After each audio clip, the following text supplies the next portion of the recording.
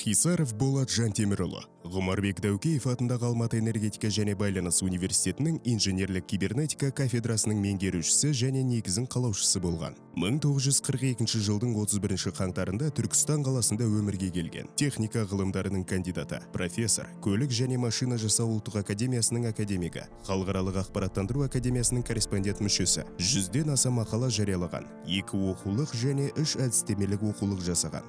Дәл осындай алып тұлғалардың арқасында жоғарғы оқу орны нәтижелі жұмыс істейді. Дәл сол кісілер білім сапасын арттырып, дамыта бермек. 1970 және 1980 жылдары Хисаров Екібастұзда салынып жатқан МАЭС-1, яғни Қазақстандағы ең ірі электр станциясына автоматтандыру жүйесін жасақтаған. Ол жерден алған тәжірибесінің арқасында автоматтандыру және ұйымдастырушылық, техникалық жүйелерді басқаруға қатысты салалардағы ең танымал, әрі мәртебелі қазақстандық мамандардың қатарына қосылды. Сонымен қатар отын энергетикалық кешеніндегі тапсырмаларды дамытуға арналған бұлдыр жиынтықтың теориясымен айналысты. Хисаровтың идеялары уақытты артта қалдырды, ал құзыреттілік деңгейі дамудың ең өткір жүзінде жүрді. Оның ниеті өз идеясын әзірлеу және енгізу ғана болған жоқ. Тәжірибесімен бөлісе отырып, мемлекеттің болашағын қамтамасыз еткені Болат Жантемірұлын 1987 жылы Алматы энергетика институтында инженерлік кибернетика кафедрасын ашуға итермеледі және оның меңгерушісі ретінде 30 жыл басқарды. Қазақстанда алғаш рет автоматтандыру және басқару мамандығы ашылды. Одан кейін тағы 4-еуі: аспап жасау, ақпараттық жүйелер, информатика, ғарыштық техника және технология мамандықтары Хисаровтың бастамасымен ашылып, олардың базасында қазіргі уақытта өздігімен жұмыс істейтін кафедралар іске қосылған. Әр мамандық үшін жаңадан оқу әдістемелік материалдар жасалды. Сондай-ақ зертханаларға ең заманауи жабдықтар орнатылды. Қазіргі уақытта кафедрада 9 оқу зертханасы іске қосылған. Ал олардың базасында 4 құзырет орталығы құрылған. Сондай-ақ 2 ғылыми зерттеулік зертханалар бар. Осылайша Хисаров Болат Жантемірұлының арқасында Ғұмарбек Дәукеев атындағы Алматы энергетика және байланыс университетінде Қазақстандағы